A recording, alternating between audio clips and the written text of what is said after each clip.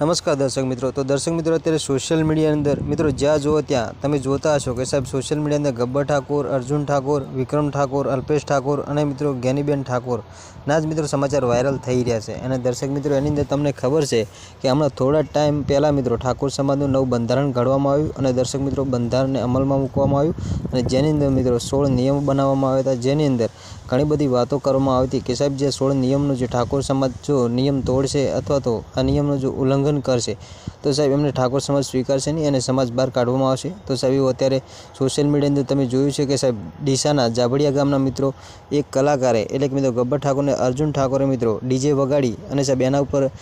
ગીતો ગાઈ અને નાચ્યા અને મિત્રો આ જે નિયમ હતું એનું મિત્રો પાલન નથી કર્યું અને ઉલ્લંઘન કર્યું, જેને લઈ મિત્રો અત્યારે તમે જોતા છો કે સાહેબ ગબ્બર ઠાકોર અને અર્જુન ઠાકોરને 1 વર્ષ માટે મિત્રો નાતબાર કરી નાખવામાં આવ્યા છે। તો દર્શક મિત્રો, હવે શું જાબડિયા ગામના જે મિત્રો જે લોકો છે એ આ બે લોકોને મિત્રો હવે એમના પરિવારને સ્વીકારશે કે નહીં સ્વીકારે એની બધી માહિતી મિત્રો આપણે આગળ વિડીયો અંદર આપવાના છીએ। તો દર્શક મિત્રો, વિડીયો અંદર અંત સુધી બનાવી રહેજો અને આપણી ચેનલ પર પહેલી વાર નવા આવો છો તો દર્શક મિત્રો ચેનલને સબસ્ક્રાઈબ કરી લેજો, જેથી કરી આવનારા સમયની અંદર અનેકો વિડીયો મળતા રહે તમને સૌથી પહેલાં।